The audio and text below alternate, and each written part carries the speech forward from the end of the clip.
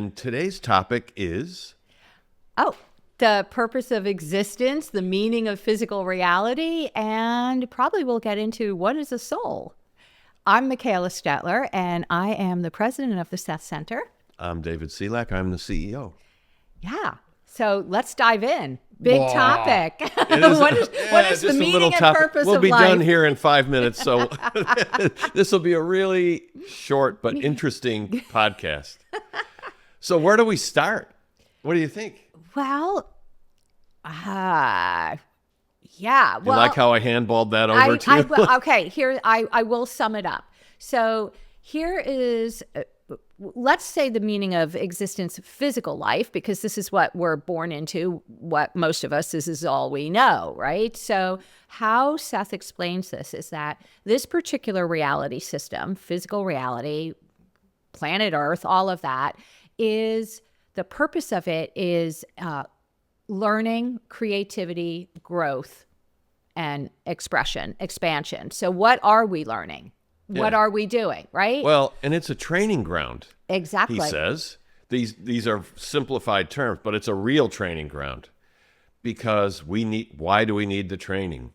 Yeah. So what are we being trained in? So what we're learning and getting good at and being trained in here, or training ourselves really, is the skillful, intentional use of the creative energy of our inner psyche of thought, emotion, imagination, will. So that is what reality is being created from the inside out. So this is like, how we could think of it is this is like a holographic universe, 3D, but it's like a virtual reality world, except you can't get, like, there's only one way in, one way out, right? No, that's right. Well, just to add to that, if we could take 10 steps backwards from what you just pointed out. Seth's perspective, and I believe it now, is consciousness creates matter. Consciousness creates form, not the other way around, which we've been taught by science, although religious practices. Finally, science is now caught up with this. Wow. And yeah, there's like things out like in 2024 this year, or when we're recording these anyway, is that, oh no, actually consciousness creates matter and form. Now we're having scientific evidence for this. We'll have to put notes in the episode to find it. To be fair, I am critical of science because it actually needs some help to expand its horizons, because really it does focus on cause and effect most of the time. If consciousness creates matter rather than matter creating consciousness, right? Like we all crawled up from the swamp, followed the evolutionary chain, and somehow created this amazing consciousness out of, accidental means. Right. Well, that's far-fetched. That's creative. That's pretty far-fetched, actually. So, but let's come back to that. Consciousness creates matter. If that's so, we need to learn how to do that more consciously ourselves. And if we can do that, learning to create from the inside out, from our own consciousness, our own beliefs, thoughts, emotions, and imagination, then we start to prove it to ourselves that what we've been conditioned and taught over time maybe doesn't hold water as much. And I just have to say, both can be right at the same time. So they don't have to be mutually exclusive. So, but if you think about it, let's say, you want to build something. So what actually starts that process out? The idea. Yeah. And most people miss that. Like they think, oh, you just take blocks, put them together. And that's so, you do that. Like you actually do have to do action. But it's your consciousness that's going, right, okay, now where do I put these blocks? Oh, I want to build a house. Okay, well, what do I need? So these thoughts are coming and instructing you. This is a really basic example, obviously.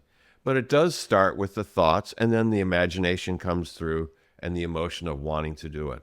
Well, and this goes to another step further. So if this reality system, because he's saying really, we'll get to these big questions of the meaning and purpose of existence, like to learn to grow, to learn how to manage the creative use of the energy of your inner psyche, right? Because it's being projected out into materialized objects, experiences, events. A relationship would be an experience, right? An event, right? And then we have all these objects here. But where did these, somebody had to make this stuff. Where does that come from, right? The stuff? Yeah, no, the idea of making it, the idea. right? Yeah, well. So, and he goes further is that everything has consciousness, not just, there's not like, okay, this is living and conscious and everything else is dead and inanimate. It's like, no, every single subatomic particle has absolutely. consciousness. Like I had an experience a number of years ago now, but I was driving in the country. I came around a corner. It was early morning. The light was coming from the east, and you could see the sunlight. I turned this corner, and all of a sudden, what I saw was everything was alive. The air was alive. The haystacks in the field were alive, and I could see the molecules and the cells vibrating and quite conscious. And it was like, if you're a kid and you like chocolate milk, it's like eating or drinking 5,000 chocolate milks all at once. The richness of the experience hit me, and I could tell that the universe and everything in it, absolutely everything is conscious, everything, and is alive in its own way. And I'm still processing that experience years later. Right. And, that's really interesting because, if you keep reducing things back, like keep going upstream, right? Further and further back. So think about it, like whatever the concept of divinity, God, or how Seth puts it, all that is, because he really doesn't like the connotations that have been associated with, different organized religions, is there can't be anything outside of all that is. Yeah. There is no... That's right. Right? And everything has to be conscious. It can't... Exactly. It can't not be. Right, because... And so... Well, here's the other thing. It's sort of like a mind-bending, we're on like mind twister. on these little micros now, but this is important because Seth talks about all the, the cellular and the atomic and EE units and consciousness units. Everything is composed of them, and we have access to all that through our thoughts, imaginations, emotions, and beliefs. And they are like puppy dogs. Nice puppy dogs that will do what we say, what we instruct. And I'm serious. They are. And it's like... I'm laughing because I've likened your cellular consciousness to like your companion animal for life, right? It kind of is. It's because, kind of like your pet. But we all have them, whether you know it or not. And the reason that we have this is to learn how to consciously do it in a more or less semi-controlled way, so that we have this time structure that is linear, and it's slower than instantaneous productions. We want to learn that as you think and create and become conscious of what you want to do, it gradually comes to fruition instead of this instant right. onset. So you can really catch, oh, wait, if I think or have this attitude or this expectation, this is what it will generate. This is the experience or the life or the environment I will be in. Right? Here's a simple thing to try. If you're listening to this, think of something simple that you want. I don't know whatever it might be, but you might be a little bit weird, whatever. And it's like, you think, I want to bring this into my local reality. It might be Cheetos, shall we say?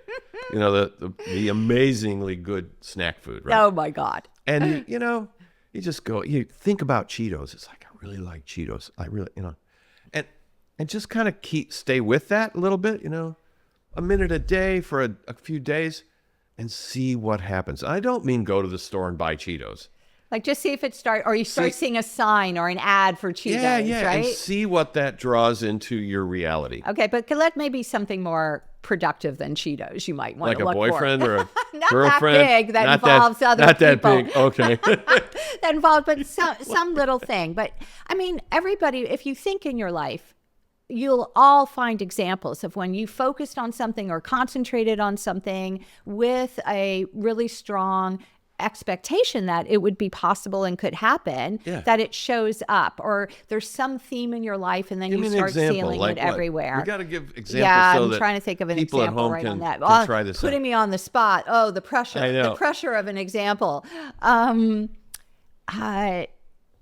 gosh, I'm like trying to think of something right now. I want to create an animal encounter. How about that? That's not that big. Right? An encounter with nature that's meaningful. Okay. So it can be animal, plant, whatever, air. You got me? Yes. Okay. So just focus on that over, just a couple minutes a day. I want to create this really cool, natural experience somehow. All right. Well, let's do an experiment. And then everybody, try something like that at home. Something kind of like maybe. And you can pick your own. If you don't like that one, don't like Cheetos, I'm sorry for you. Like, no, I'm trying not to censor his Cheeto example. how can you not like them? Oh really? my God. Shall What's we wrong go? with Shall you? we? I mean, it's all made of earth matter, but it's earth matter with influence of thought that is not the most promoting of my cell's healthy vitality. I will say it that way. My body is like, Cheetos, no. Anyway, let's get off that topic, but I want to get back to the whole thing of like the meaning, purpose of existence. So if the meaning and purpose of existence is to learn and grow, and that we're all here in this kind of training ground, and he has said this is quite a challenging one. So everybody, all of you guys who are here, you are more of the adventurous ones. Yes, in he the also universe. says, even though it's a challenging and adventurous ones, he says, this is one of the more basic ones. But he also adds a proviso in there. It's like, hey, look, you have to learn how to manage this energy and this creation so that when you get to the big toys, like the big stuff, you can do it well. Right. So you really need to get over these hurdles of creation and be able to work with them. So what does this change? If this is your understanding that the purpose of physical life is really creative expression of, thought, imagination, emotion, like intentional, and getting really good at that, really good at understanding the transformation. This is another aspect of it. So it's being good at the transformation of kind of what we could call psychic energy, like, because it's the energy in your own mind, Mental energy, heart, mental thoughts. energy, right? So the translation of that into experience, objects, whatever. So it's getting good at the creative use of that, the creative direction of it, the intentional direction, and the translation into a physicalized experience. So what does that, like when you think of a lot of the belief systems or religions or anything like that on the planet, sorry, we had this lovely idea of the smoky effect and it just keeps blowing in my face. Anyway, what does that understanding do for you, or do for a person, or do for our listeners if they take this on? How does that change your relationship with like life on earth? Like, for example, if people are taught, oh, life is hard, it's a vale of tears, you struggle, and then you die. Can I respond to that? Yes, please. That's a really good Please. question. So physical reality and all the events and everything that happens to us or for us, the language is a little shoddy here, is meant to give us feedback and reflection. So if there are really great things happening in certain portions of your life, that's great. What that means is you've got really constructive, positive, viable beliefs and ideas in that area. You don't have to change that. However, or even at the same time, if some parts of your life are not really going very well, like, I don't know, I'll make it up. This has happened for me in the past. Relationships are hard. Life is a burden. I can't make any money. I don't have a job that I like. It's like, I don't have any friends. Like, I'm reaching for some examples that might be, I feel bad inside all the time. Half the time I'm depressed, at any rate. So if some of those things might be occurring, that's the tip off, which is good news, really.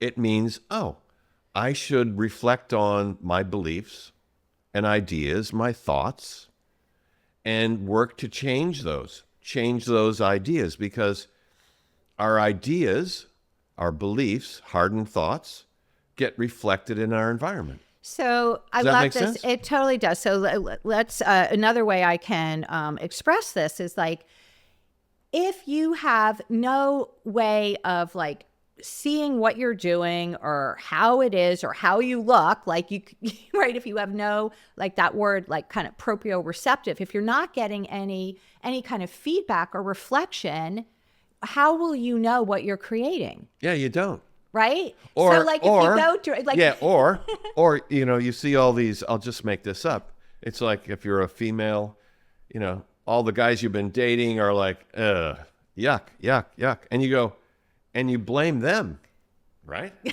because it's got to be because of them. There's no good men. They're all taken. There's no good men. That's the emphasis. All right, let's start there. Emphasis. There's no good men. There's no good men. This is the thought that's going, like, there's no they're good all men taken, in this time. They're all worried, or they're all assholes. Yeah, you've got all these thoughts. Yeah, all that stuff. And you believe, you know what? Unfortunately, you kind of believe it. Well, you do, and then your evidence. But what's is the problem there? You tell me. What's the issue? So here's what's the problem with that kind of is the expectation, because you're going to now. We all know people where we can see that they're doing it in their lives. Of course, we're not, but they are. Yeah, right. Where they're creating, it's a pattern. But what's the one common denominator in the pattern? You're the common denominator. Yeah. So it has to be from you. So you're not attracted to people, to men in that case, who you're not available for it. Your radio broadcast is not that station. Your radio broadcast is give me the assholes. Yeah, or there are no good men. Or there are no good men. And so either you're not available for it, they just don't come in, or your telepathic expectation is such that you're going to pull out of them that kind of behavior. So it's almost, think of it like we're all stage actors, and we set up the kind of, okay, this is the setting. Yeah. This is the setting of this act in this play or this stage, and you come on and you forget that you're an actor. You forget that you're actually the writer and the producer and the director, but you're just on here. Now you're in the role of the character, and only like maybe when you sleep or go into a meditation or altered state do you get backstage again, remembering that you're producing the whole thing. But otherwise you're just out on stage, and it's like method acting to the X degree, right? Like you're so consumed in the role. So whatever that is. So this is an analogy that I think you can use. So what you want to do, if you don't like how the play is going, if it's not fulfilling for you, if it's not fulfilling for other people, if it's not an enjoyable experience, then you need to get backstage to rewrite the scene, because you have the total freedom and creative power to change the script. That's right. And you are creating this all the time. I know how crazy moment that may sound. Moment. Yeah. However, let me use a simple example. You're invited to a party, say, and you kind of go, well, I don't know anyone there. This actually happened to me last night. So on the way, and most of the time I have a good time, right? Even when I don't know anyone. But on the way there, I'm thinking, oh, what if people don't like me? What if they're all... Seriously? I'm just saying. Okay. You're But giving these us are, an I example. just, you know how you can watch your thoughts? Yeah. And I watch some of these thoughts travel through. What if I don't like anyone? Am I going to stand over in the corner? And I'm thinking, I can always bail out, right? Like head back out the door, like make some, these are all things, right? That anyone could experience. And then I thought, no, I'm going to have a good time. And that thought traveled through. And so I got to the party, and what you could see now, based on what I shared with you about my thoughts, I could create anything in this particular small drama. And on the way up the stairs, I just thought, oh, F it. I'm just going to have a good time. No matter what, I'm going to enjoy myself. Even if I have to stand in the corner, like, entertaining myself. And, I had a great time. And I met a bunch of nice people, didn't meet everyone, but I created a great reality in that case. But I watched my thoughts on the way through, and you can tell if we all go to the same party and you're carrying thoughts, someone else is carrying thoughts like, I hate parties. No one likes me. I don't know anyone here. Like, I hate small talk. I hate small talk. I really want to go deep, but I can't, I don't like to talk about Cheetos and anything. Like you can see Cheetos again. You can see that you start. I'm bringing that up for a good reason. You can see that you can start to create a reality in that simple, stupid example of you're going to have a shit time, Yeah. or the alternative. All right. You're going to meet somebody and have a fascinating conversation. Absolutely. Right? Yeah. Yeah. So when I want to okay, so we zoomed in again. Let's zoom out again. We're just like, go in and out. So again, from the wide angle point of view, this is one particular physical reality system of infinite ones. And every reality system, but this one particularly, they're all for growth and learning, because that is the drive of all that is and all existence. All existence is driven for ever emerging beingness, expression, fulfillment of potentiality. That is intrinsic from the smallest unit of consciousness to the largest gestalt of awareness. And I wanted to bring this back in because it's not like a lot So about, why is all this happening? well, let me finish the point I was going to make, Listen. because it's a lot about identity, and then we can get into what this concept of, because what we were also going to cover today is talk a little bit about the idea of a soul or an entity. So let's go to identities, because you have however many trillions of cells in your body, right? And they each have their own cellular identity, right? But then they're formed together to tissue groups, to organ groups, to system groups, to then the whole body. So just one identity doesn't lose its identity as a cell just because it joins together to form your body. And it's the same thing for any level of consciousness, is that the original, like we could say, smallest unit of identity never loses its identity. It's always inviolate. It always maintains that integrity. But it's just because it joins with other groups doesn't mean it doesn't. Right. It loses that. So you have larger and larger groups of identity. Yeah, so we would call that a gestalt. Exactly. Under your direction. Yeah. So it's just like all the states in the U.S. are under A federal a federal system. or national system. Yeah. Right. Well, let's not go into politics, but let's not. not today. But at any rate, and we are in conscious. We'll use the body as an example, which Seth does often, and then we'll come back to the personality. But it's under your conscious control. Like you go, let's go here. And so all the cells, like they join up, and the muscles and the tendons, like all you have to do is think it, and then you carry it through, right? Exactly. So let's back up to another step, and I want to explain something. So a group of cells compose a body. A group of selves. Selves. It's a new word. Selves compose an entity. So I'll just make it up, but say 300 cells, different people, for those that need that kind of construction, compose an entity which you could roughly equate with a soul. Right. So how Seth has defined a soul is like a divine spark of identity that he says it's like one of the most powerful forces like a in the fragment that shoots off. Like it emerges from all that is, but it's an individualized identity. So you never lose that identity. It's never compromised. It just grows and expands. Yeah. So we talked about this a little bit in one of the other episodes, but it's this understanding that this personality, Michaela, is, yes, it has its own integrity. I will continue to grow and develop. When I die, this consciousness will not cease or be annihilated or just like merge into an ocean. It will maintain and grow and expand. Yeah.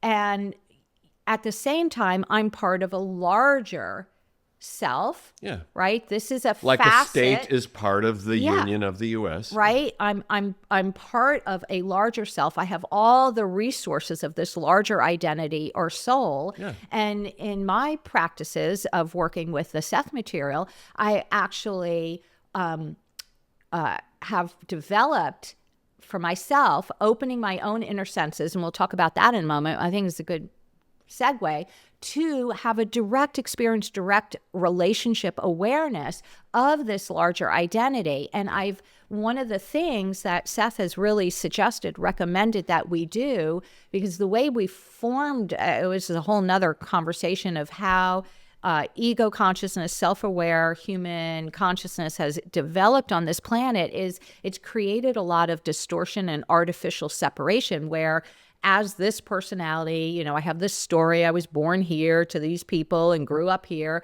that it's not meant to be so separate and cut off from the whole gestalt of the larger identity. That was never intended. We kind of went overboard a bit and created these artificial separations. So what he recommends is that if you really want to take hold of the creative power to direct and have a more fulfilling reality and really get good at using, right, at this transformation of energy into physical reality, you can set for yourself the intention, the suggestion, the desire to have this personal identity grow and evolve to join with your larger identity. And when you start doing that, you open the channels, the conduits, the portals, the windows, the doors to a lot more of the guidance, wisdom from your larger identity that has all these other selves, all these other experiences, all these other abilities, right? That's so good. So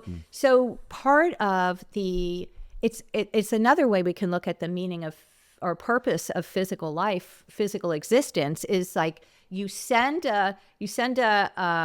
an actor into the field, right? An actor into the stage with the intent that that actor will develop certain abilities, solve certain challenges, grow and learn, and constantly be feeding back its experience to the producers, writers behind stage. But if the actor starts to stay more consciously aware that he or she is also the producer, writer, director, you're going to have a much better experience here and much more growth. It's like the light bulb is going on. Your awareness of who and what you really are. Yeah. And your connections with, even behind the entity is something that Seth calls all that is. Right. Which is a loving, beneficial, not just a presence, but it's the beingness. Progeninator. I just made up a new word.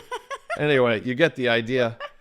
It's behind all the this stuff. ultimate And creative source of all. Because we are a part of all that is, we add to all that is through our experience, through our creations.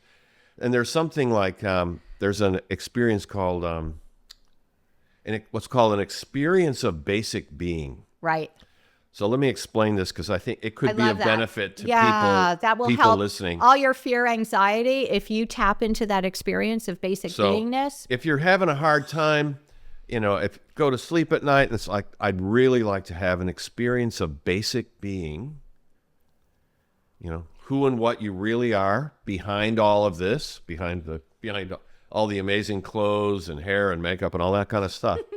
You can basically supercharge your batteries and go back to your so-called source and change your experience. Yeah, it's like you drop an anchor into root reality. Yeah, so all the selves that make up the entity, those selves are all growing, and they can grow to become entities themselves.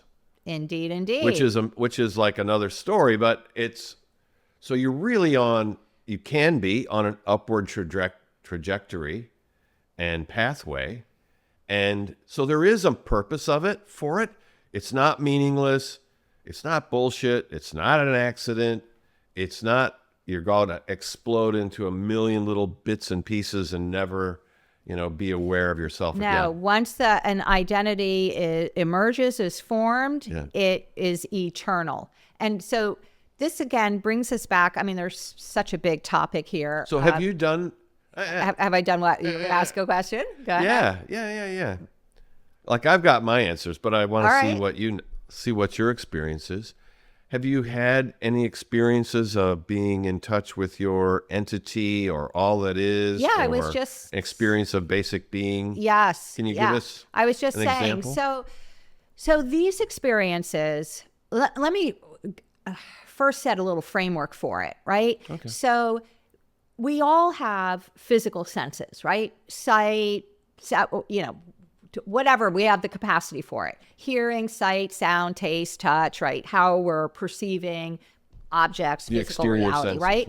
But we also have a set of inner senses that enable us to experience beyond the camouflage system of physical reality, to have direct perception, direct experience of inner reality, of unformatted. Let's call it, maybe you could almost think of it unformatted reality, right? It's the conditions behind the stage scene. Yeah, it's not materialized, right?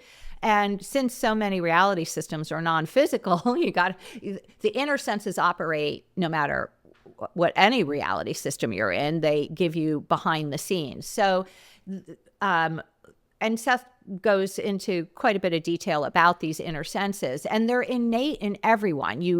Every single person has them. You cannot be in existence without these. Right. What happens, though, is that we get conditioned and programmed and trained to shut them down, to ignore them, to deny them. But this is what you need to use to have a direct experience of your own greater beingness or entity or all that is. And something is coming to mind now. You might like this. It's a sort of a very, very powerful dream that I had in my mid-20s. And in the dream, what like the challenge was, or I was doing, and this was the thing, it was like how on like a pirate ship, you have to walk the plank out and then you would go into the ocean, the sharks are circling. But this one had a good connotation. It was like you walk the plank out into all that is. And so I would walk out into just undifferentiated, like pure divinity, until I couldn't handle it anymore. It was just too big and overwhelming. And I'd be like, oh, okay. And then I have to walk back and sort of gather myself up. All right, let me see if I can go a little further. Let me see if I can tolerate a little bit more direct experience of all that is, of God, source. And then I would walk out, go like a couple feet further, and I try to be out there, and it would just be so intense, right? Not in a bad way, just intense. And then I have to come back. And so this was like, okay, from my level of consciousness, like the unimaginably vast gestalt of all that is, I can only handle like little tea droppers full, but I can grow it. I can go out a little further. I can go out a little further. So once you start having some of these experiences, it doesn't mean that you're now immune to any, human pain or suffering. Oh, really? Sorry, folks at home. You It does not mean you didn't reach enlightenment, huh? You'd think by now I'd be fully enlightened and just walk on water, but not I yet. can tell you no. Not yet. However, what it does do is it gives you a kind of sense of almost like security, of inner knowing, of a confidence that, yes, there is more. Yes, there is a larger purpose. Yes, my life does have meaning and significance. And yes, I can keep growing to have more and more understanding of this. And the more and more understanding that I have, like, it gives me a quality of like presence and resilience and compassion and understanding that it just changes the quality of your life so much. And you start to really understand too that we're all connected. Everything is connected. There is no outside. There is no apart from. It's all this part of the same web of reality, of life. Okay. Yeah, I get that. I have a complaint. All right. And then I want to hear about your experiences. Complain away. What is it? So here, all right. I think it's a good example, though. A lot of people seek enlightenment and they just want to have, we are one. And it's like, my complaint is, okay, we are one. Yeah, we're all connected, but we aren't one. We're both Let me finish. Both and. All right. No, you aren't me, and I'm not you. Correct. I'm just saying. Are we connected in a deep, meaningful way? Absolutely. But it's like, I just feel like there's times when it's just like this airy-fairy, oh, we're one, it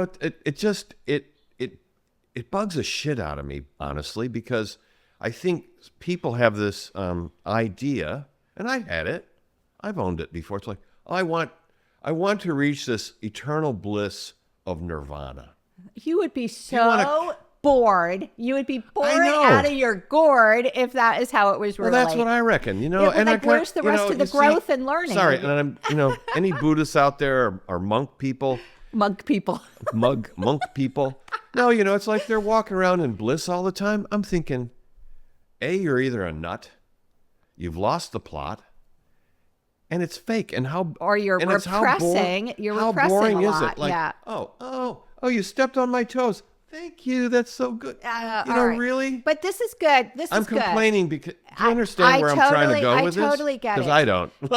I do. So it's again, you have these paradoxes. It's both and. So we've had experiences where we're in shared presence together, like communion. It's like oneness. Sure. And at the same time, you're completely fully an individuated consciousness, and Absolutely. So am I. So it's we're part of a larger, but you're complete, unique individual. Exactly. And never I'm not, to be repeated. Look, I'm trying not to. I hope everyone doesn't take this and I realize I'm a little cranky about certain things with this, but I've had many experiences of like if you make love with someone.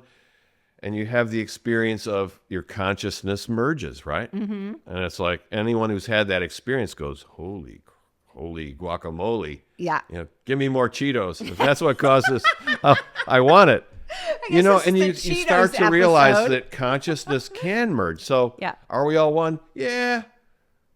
But it's a lovely experience. It's like, super cool. Well, right? again, this is like, the flexibility, the agility, the fluidity of consciousness, right? So if you understand that your unique identity is eternal and inviolable, it will never be destroyed or consumed in anything else, then you can easily join with, you can join a group, you can leave a group, right? You can partner with somebody, you can unpartner with somebody. You can be part of a large movement, you can be off on your own. It's all, you can do all of that. So it's really, I think, again, when you start back to what you were talking about of, one thing you could do as an exploration and experiment is set a suggestion or dream incubation to experience, root reality, basic self. So when you have like dropping a knowing anchor, like where you have a direct knowing feeling of your own unique essence, this is when you have confidence, security. You don't have to defend it. You don't have to be aggressive or defensive because you just know you're confident in your own knowing of the value and integrity of your own being. And that value and integrity, this was like the subtitle to Seth's first book that was published, Seth Speaks, The Eternal Validity of the Soul. Yeah. It can never be broken, damaged, sold, given away, broken up, subsumed in some ocean of being. And, back to what you were saying, this idea of nirvana, it's like that would, then you're in frozen animation. You're not continuing to grow. I mean, do you want to have peace and harmony? Sure, but not because you're denying experience, but because you're intentionally creating a more valuable, rich experience for yourself. Yeah. At least that's how I look at it. Yeah, I like that. And for anyone listening, and watching this, you can request to have a dream where you more fully experience the inner senses, or you can request to experience them in waking reality, which I've done, and it's a real mind blower. And you can request to experience your inner self, the entity, and you'll receive those dreams.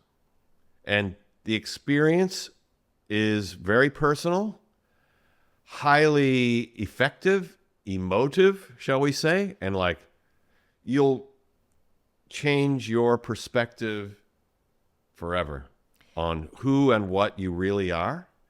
And all I can say is it's an experiment well worth trying.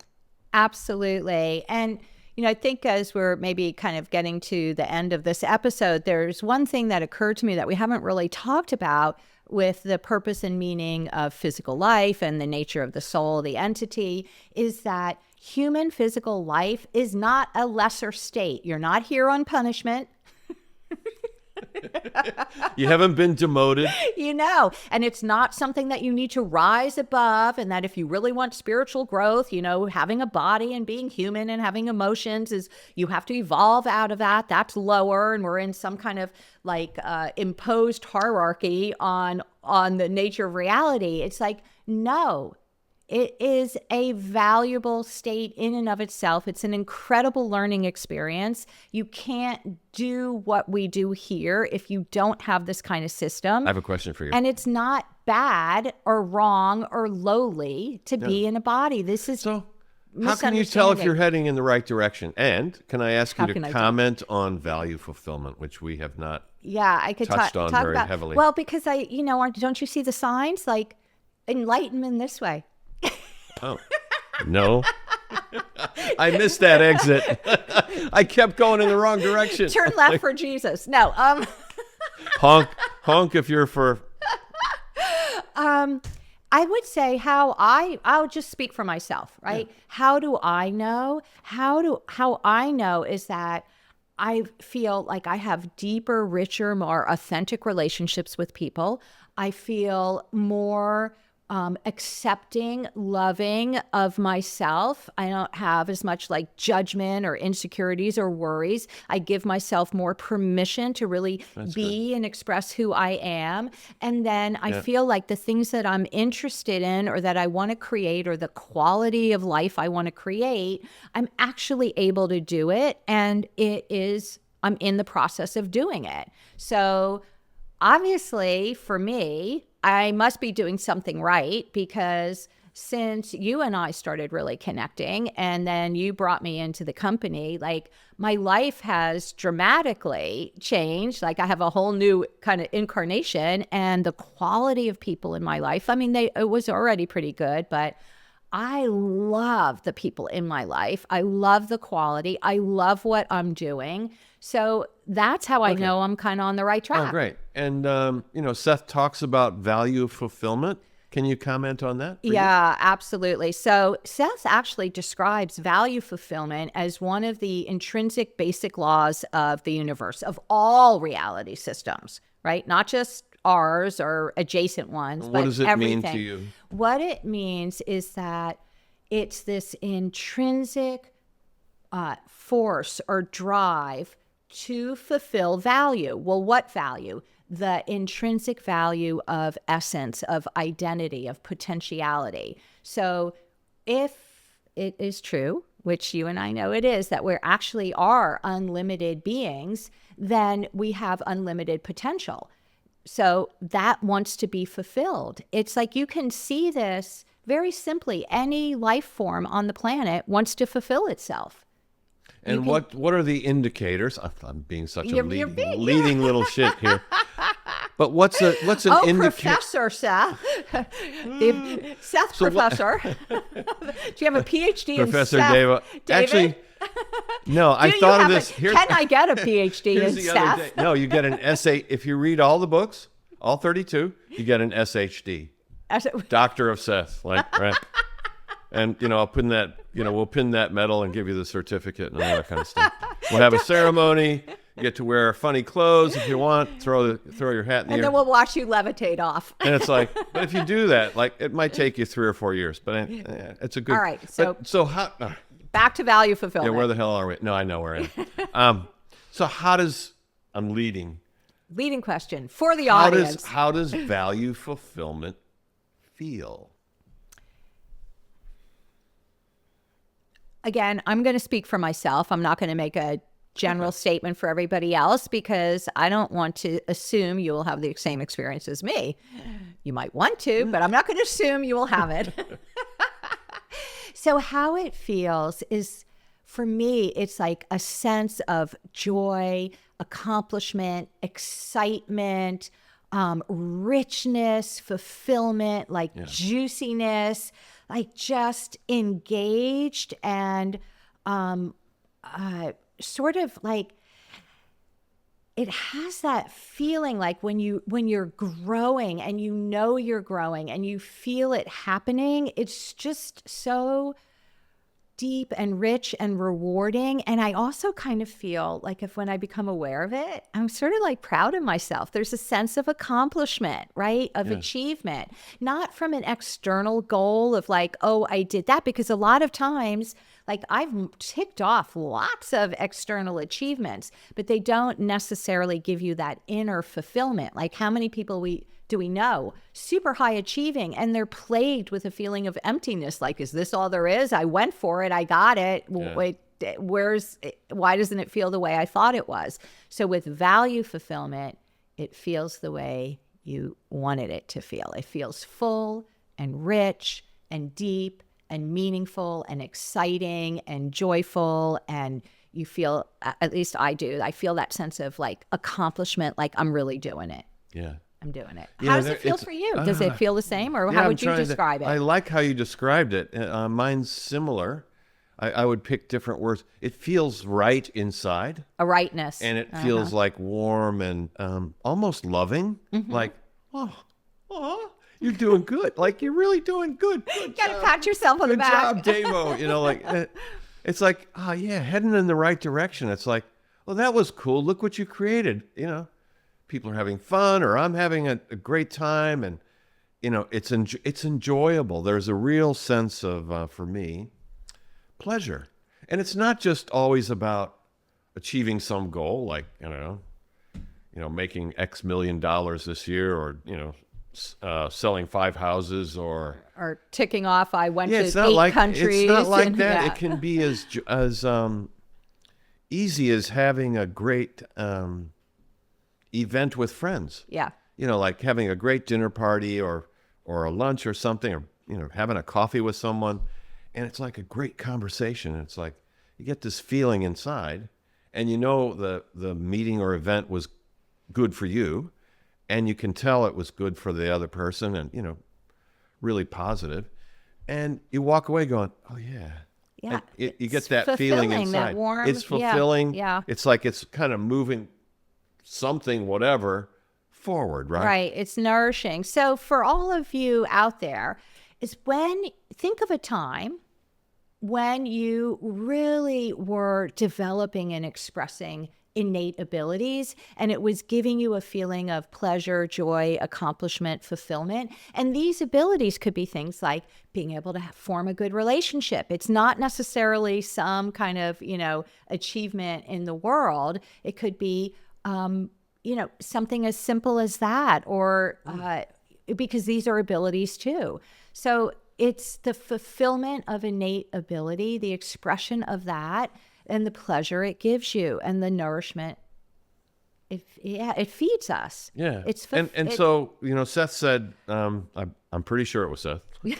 I hope this isn't a bleed through from something else. But Seth said something like, life's an expression, not a repression.